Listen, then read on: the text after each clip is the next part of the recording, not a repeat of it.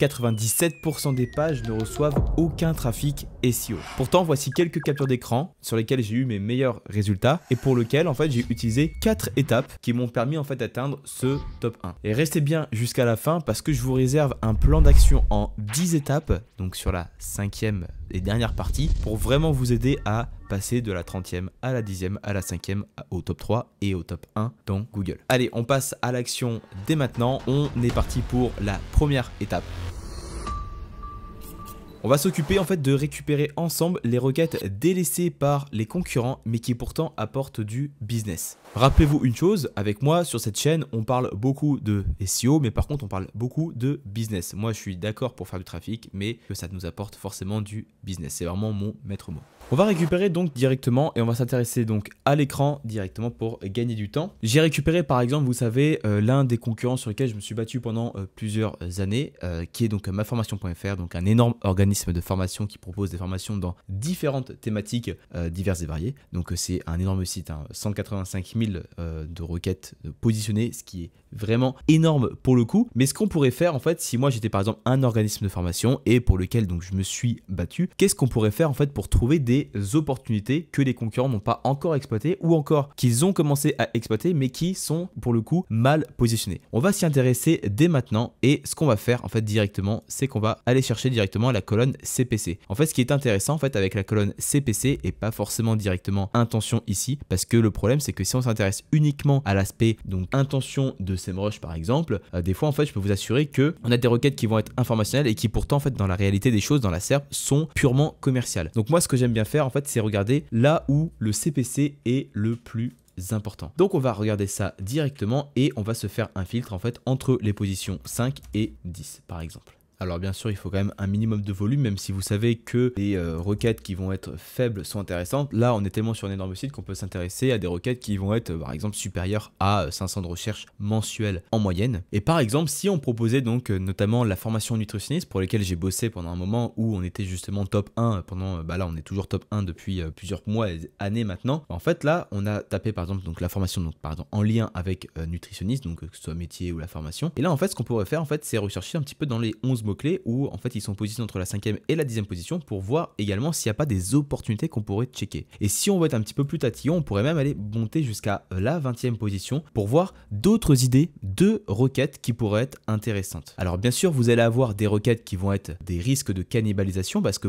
pour le coup, vous avez certaines pages qui vont répondre à une même requête, donc à plusieurs requêtes en même temps qui ont ni plus ni moins que la même intention. Ce qui signifie en fait que l'algorithme, donc Google RankBrain, en fait associe deux requêtes pourtant étant complètement distinctes, mais répondant donc à la même intention et donc à la même vocation de ce que je recherche réellement l'utilisateur. Donc là, ce qu'on pourrait faire en fait en fonction du CPC pour voir les opportunités qu'on a, par exemple, voilà, là vous pouvez voir directement, on a formation nutritionniste en ligne, donc là ils sont 18e, c'est un petit volume, 50, mais par contre le CPC est à 4,1.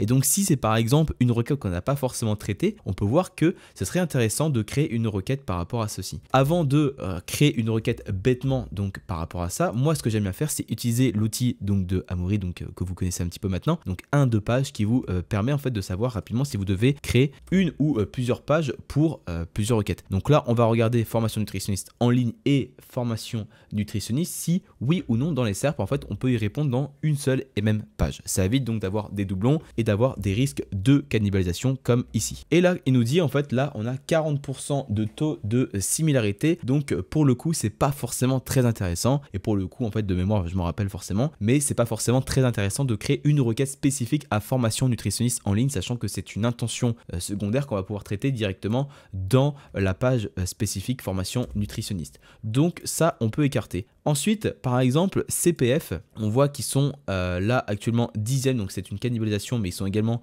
2e, donc clairement, c'est pas forcément très intéressant. À voir également s'il n'y a pas, par exemple, une opportunité de créer une page similaire. Encore une fois, taux de similarité, ok. Ah là, ça pourrait être intéressant, regardez, devenir nutritionniste, reconversion.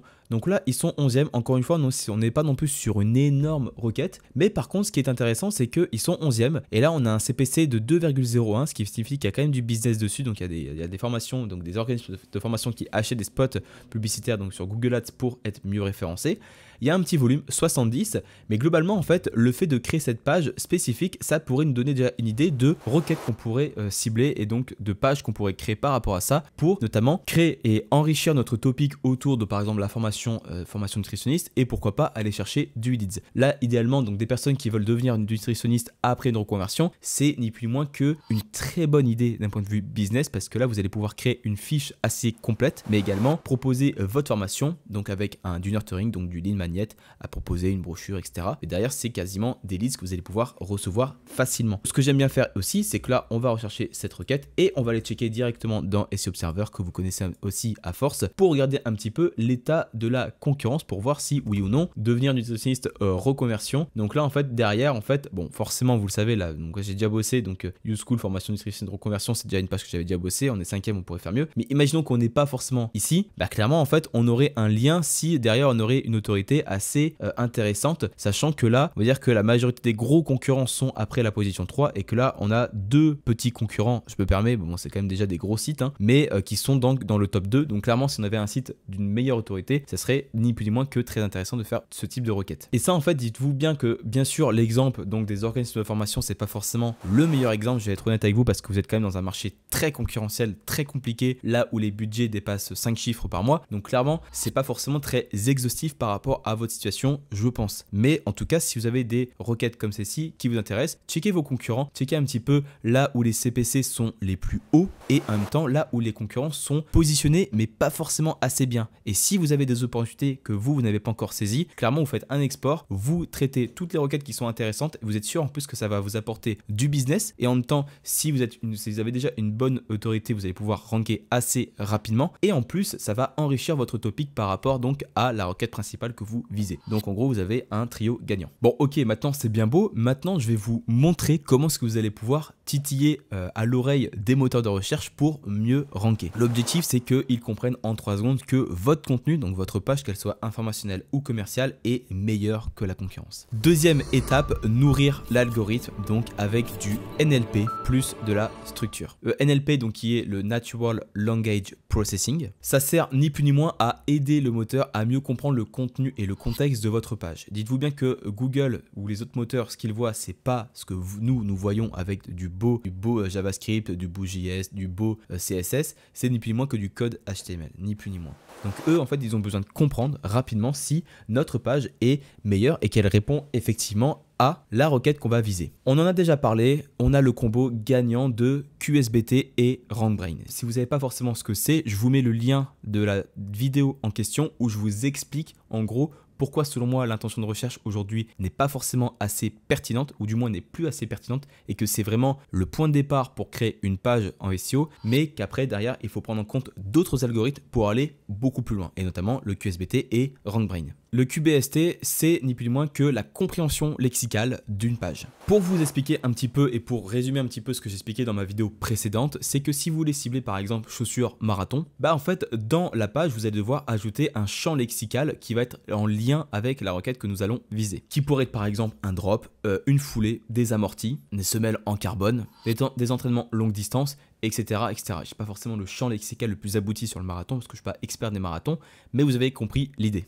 Et ensuite, une fois que le QBST est entré, nous avons ensuite l'algorithme, donc Google RankBrain, qui va s'assurer que le contenu de votre page répond bien à la requête de l'utilisateur, même s'il n'utilise pas les mêmes mots ou du moins les mêmes requêtes pour taper sa question ou son besoin. Pour l'optimisation donc du champ lexical et donc du NLP et donc des différentes algos par rapport au champ lexical de votre page, je vous conseille d'utiliser l'outil donc Serpentix qui vous offre notamment des premiers guides complètement offerts. Donc comme ça vous pouvez tester l'outil gratuitement avec tout ce qu'il y a de bénéfique à l'intérieur. Et ensuite si vous êtes intéressé, vous avez des formules quand même assez abordables pour le coup, c'est franchement très bien. Et franchement c'est un outil que je vous conseille grandement d'utiliser au quotidien pour optimiser le champ lexical de vos pages. Et pour vous montrer un petit peu à quoi ça ressemble à ceci, j'en ai déjà parlé dans quelques vidéos. Vous avez en fait ni plus ni moins que par exemple le nombre de mots à viser, les titres, les paragraphes, les liens, les images, les vidéos, les tableaux et les listes. Et ce qui nous intéresse en fait, c'est qu'on a un petit score en fait, ce qui est quand même assez une espèce de gamification qui est quand même plutôt cool. C'est qu'en fait, vous allez devoir vous placer dans la barre verte pour entre guillemets être bien optimisé. Même si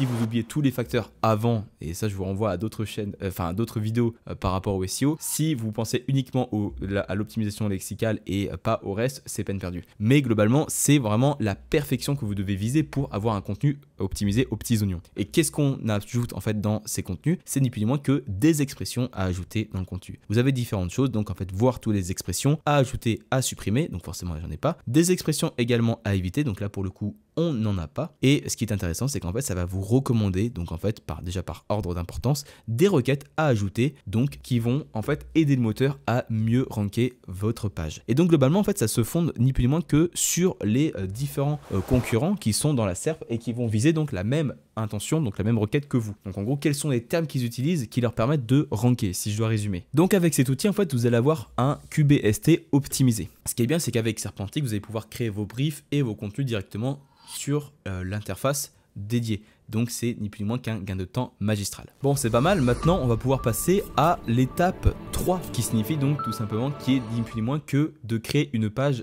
addictive. Vous savez qu'aujourd'hui, on parle de plus en plus des signaux utilisateurs, même si pour moi, je l'ai toujours inclus, on va dire, dans mes optimisations ou dans mes recommandations classiques. Pour celles et ceux qui veulent un accompagnement en SEO et qui sont perdus, qui veulent vraiment que je les aide à travailler au quotidien et pour vraiment développer votre SEO, aller chercher plus de business, vous avez le premier lien dans la description qui vous propose un formulaire si vous voulez bosser avec moi et que je vous aide complètement à exploser votre SEO. Vous avez toutes les infos en description. Et en plus, je vous fais des pré-audits en plus offerts. Donc, bon, si ça, c'est pas mal. Franchement, je sais plus quoi faire. Bon, ce qui est bien, c'est que maintenant, on sait qu'on a pu cibler les bonnes requêtes. Ensuite, on a nourri l'algo donc avec l'optimisation lexicale qui nous intéresse et qui nous permet en fait d'aider QBST et donc Google AdWords de mieux comprendre la page en question et de mieux la ranker là où il faut. Et maintenant, en fait, la mission, c'est surtout de rendre la page impossible à quitter et donc d'offrir une expérience hors du commun pour l'utilisateur. On en parle de plus en plus et comme j'ai dit juste avant, c'est vraiment l'expérience utilisateur. Pour moi, c'est primordial. C'est-à-dire qu'en fait, c'est vraiment l'élément qui va vous faire passer en fait d'un top 5 ou d'un top 10 à un top 3 pour surtout maintenir vos positions dans les 3 premières positions. C'est ni plus ni moins que le comportement des utilisateurs, sachant que ça a été complètement démasqué et donc débunk par Google en disant en fait que eux de base ils n'utilisaient pas le comportement des utilisateurs pour ranker les pages. En fait avec Google Chrome on s'est aperçu justement avec les Google Leaks que si effectivement ils utilisaient le comportement des utilisateurs pour avoir des signaux positifs comme négatifs. Ce qui est quand même plutôt logique d'ailleurs. Parce qu'en fait Google lui il va tout voir pour le coup, il va voir la durée de session, les clics, les mouvements de souris et même si l'utilisateur revient en arrière. Ce qui est donc du pogo sticking si la personne clique sur votre contenu organique et retourne sur les résultats de recherche aussitôt. Regardons donc ensemble la page que j'ai bossé pendant des années, donc formation nutritionniste pour le site que vous connaissez un petit peu maintenant, uschool.fr. Donc clairement en fait l'idée c'est de proposer un maximum d'informations pour l'utilisateur, sachant que là on est vraiment sur un combo entre optimisation commerciale donc pour la conversion mais également donc pour le SEO, donc ce qui est très intéressant. Donc là en fait clairement en fait ce qu'il va falloir faire c'est proposer un design, une UX, une arborescence, un univers propre à l'univers de la marque le plus épuré possible pour déjà donner confiance déjà. N'oublions pas que l'objectif c'est d'avoir une page bien rankée sur Google mais également d'avoir une page qui va convertir.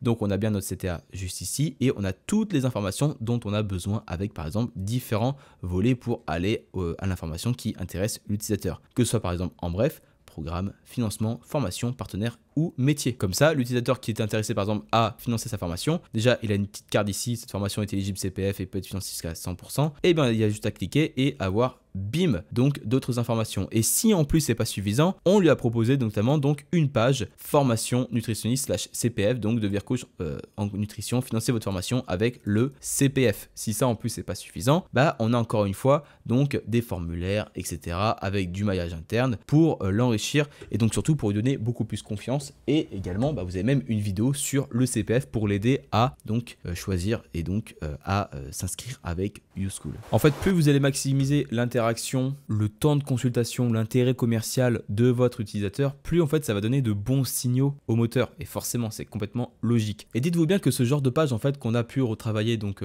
auparavant, donc par exemple les formations vraiment, enfin les pages, enfin dire les LP classiques, donc formation nutritionniste, ce sont des pages qui convertissent extrêmement bien. Donc on est au-delà de 10% donc de conversion, ce qui est dans le milieu incroyable. Vraiment pour le coup c'est énorme d'avoir des taux de conversion aussi élevés en SEO. Donc franchement pour le coup je vous conseille en fait de vous inspirer, si vous êtes dans ce domaine-là en tout cas, de ce type d'action qu'on a pu mettre en place et donc de proposer une UX la plus propre possible pour la conversion et donc pour le SEO. Quatrième étape, on va maintenant forcer Google à nous faire confiance. Et n'oubliez pas, encore une fois, restez bien jusqu'à la fin de la vidéo. Je vais vous présenter donc la cinquième et dernière étape juste après la quatrième pour vous expliquer en bonus les 10 étapes clés pour vraiment ranker comme il faut et comme il se doit aujourd'hui. Bon, maintenant on a à peu près tout fait d'un point de vue donc contenu. Donc là on est plutôt bien rodé, mais par contre maintenant ce qui va nous manquer c'est que tant que Google nous fait pas confiance, en fait on va plafonner et ça c'est une réalité. Parce qu'on peut avoir une super boutique mais si elle est planquée au fin fond d'une ruelle,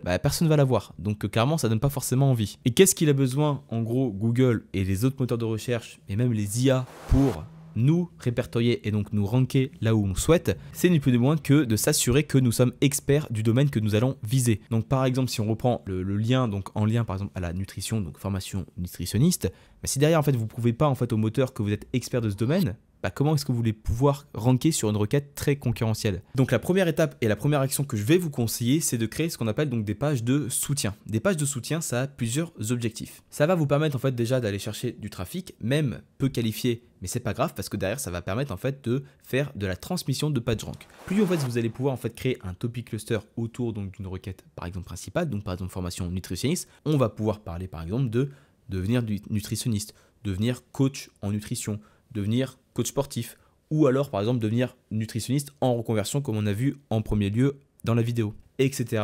etc. Ce qui est intéressant en fait c'est de mapper donc comme on le sait et comme on le dit depuis longtemps un espèce de topic cluster qui va permettre en fait de thématiser donc et d'enrichir notre contenu final pour faire de la transmission de PageRank. Il y a plusieurs bénéfices à ça. Le premier c'est que on récupère du trafic. Donc si on a un bon marketing derrière et du nurturing, on peut déjà convertir le trafic en potentiel prospect. Donc ça c'est déjà intéressant. Deuxièmement, on va pouvoir faire comme on l'a dit de la transmission de PageRank. Plus une page recevra de liens internes, plus elle sera bénéfique et donc importante aux yeux d'un moteur. Et donc c'est complètement pertinent de faire cette stratégie. Troisième et dernier élément aussi à prendre en compte, c'est que plus vous allez avoir des pages de soutien, donc, et plus vous allez pouvoir apparaître également donc facilement en haut des moteurs de recherche selon les types de requêtes.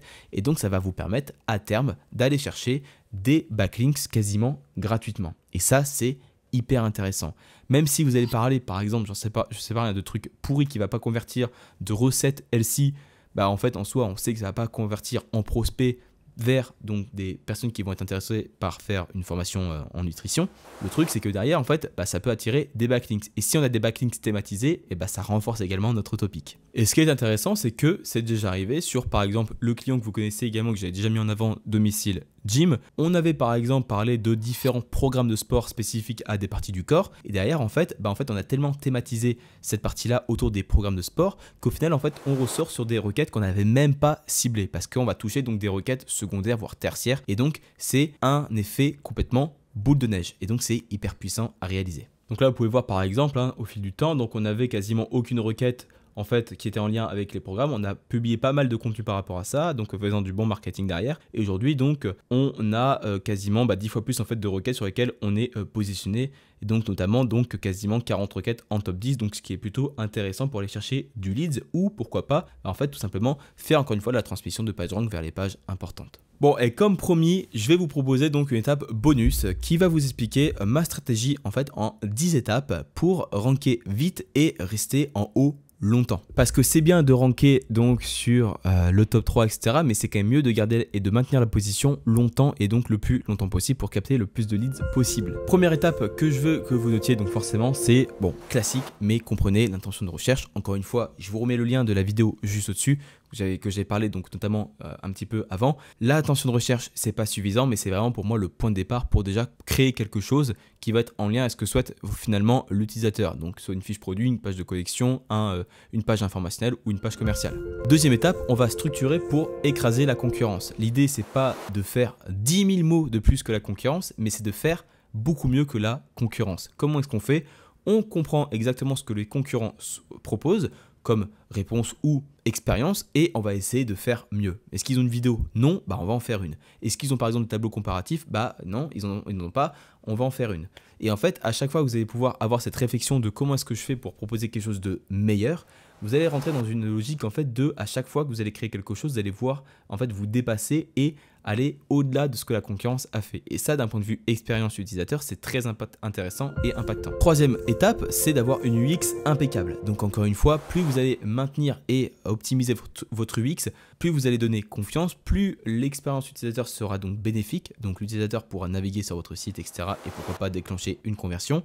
Et plus vous aura un impact positif pour votre SEO. Quatrième étape, on en a parlé, optimisation donc NLP, donc notamment avec un outil comme Serpentix que je vous recommande. La cinquième étape, c'est de forcer l'indexation dès qu'on a créé notre page. Donc là, vous avez différents outils comme Index Me Now qui vous permet de faire ranker une page en 24-48 heures, donc de la faire indexer le plus rapidement possible plutôt que de devoir attendre des fois 2 semaines. Sixième étape, c'est de faire donc du maillage interne intelligent. On va relier donc les pages de la même thématique vers donc la page qu'on a traitée pour par exemple la mettre plus en avant. Septième étape, maintenant qu'on est par exemple indexé, qu'on commence à ranker donc depuis quelques semaines par exemple et qu'on est entre la position 15-30, on va pouvoir déjà commencer à réoptimiser notre contenu. Pourquoi ? Parce qu'en fait déjà on va pouvoir réajouter un petit peu de contenu, peut-être que les concurrents ont ajouté 2-3 éléments en plus, nous on montre qu'on veut faire encore mieux encore une fois, donc là ni plus ni moins qu'on peut carrément optimiser par exemple l'introduction, ajouter quelques réponses à des FAQ, à des questions, des intentions. L'idée c'est pas de bourriner votre contenu mais c'est d'aller encore une fois chercher un maximum de qualité. Maintenant qu'on a atterri dans le top 10, maintenant on va pouvoir s'intéresser notamment à donc faire des backlinks. Peut-être que pour aller chercher donc un top 10, on a besoin de plus d'autorité sur la page. Déjà, si vous avez une autorité insuffisante par rapport à la concurrence, ça sert à rien. Par contre, si vous êtes plutôt compétitif, que vous avez une autorité plutôt similaire par rapport à vos concurrents et que vous estimez que vous allez pouvoir ranker assez facilement, entre guillemets, bah là derrière vous allez pouvoir envoyer un peu de PageRank externe vers la page spécifique que vous venez de créer. Donc par exemple, il faut étudier si vous avez besoin par exemple de 1 ou 2 ou plus de liens donc avec des encres optimisées, d'autres semi-optimisés avec un bon ratio donc encore une fois par rapport à la bonne thématique, donc le TTF, le CF, etc. Et ce qui va vous permettre en fait derrière d'envoyer de la puissance à cette page spécifique, si le reste du travail est bien fait. Maintenant qu'on a par exemple dépassé le top 10 et qu'on est entre la 5e et la 10e position, là clairement c'est les signaux utilisateurs qui vont jouer. Clairement, la majorité du cas ça va être ça. Ce qu'on va pouvoir faire, c'est par exemple commencer par de la manipulation de CTR. Est-ce que par exemple, on ne pourrait pas améliorer le CTR, donc avec des meilleures balises, title et métadescription, pour attirer l'œil. Ajouter également des données structurées pour avoir des rich snippets, des petites étoiles dans les SERPs, ça a toujours un élément un peu différenciant par rapport à la concurrence. Donc ça peut être très intéressant. Ensuite, ce qu'on pourrait faire pour ajouter un peu plus de poids, on peut faire un peu d'achat de trafic. Pas forcément en bourrinant encore une fois, mais l'idée c'est vraiment d'envoyer de bons signaux et de faire tester en gros la page pour envoyer de bons signaux, ce qui va permettre en fait d'augmenter son ranking. Donc là, plus vous allez proposer une bonne UX, mieux ce sera. Et enfin, si vous avez tous les éléments en fait qui ont été réunis et que vous atteignez donc le top 3, donc là clairement, ce qu'il va falloir faire tout simplement, c'est de retravailler la page régulièrement. Donc moi, ce que j'aime bien faire, c'est la retravailler tous les 4 mois, donc en fonction de la page. Donc oui, il faut forcément, si on a beaucoup de pages, ça demande beaucoup de boulot, mais clairement, c'est très intéressant et c'est très important parce que les concurrents, eux, ils veulent vous dépasser, donc ils vont pas se gêner.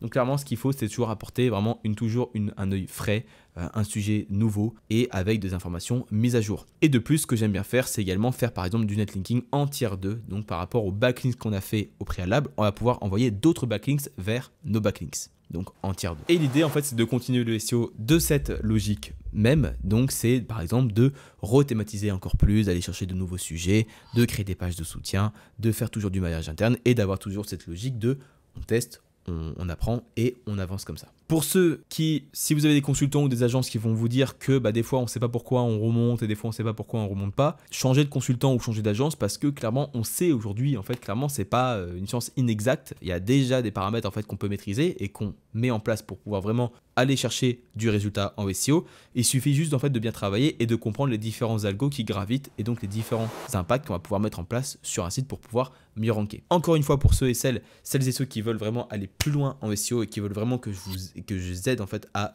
exposer leurs résultats, dans la description, c'est le premier. J'espère que la vidéo vous a plu. N'hésitez pas à laisser un petit like, à commenter, à me dire si vous avez bien aimé la vidéo, à partager si également vous pensez qu'elle pourrait intéresser quelqu'un d'autre. N'hésitez pas à vous abonner encore une fois. Et moi, je vous dis à très bientôt pour une prochaine vidéo sur le SEO. C'était Victor. Ciao.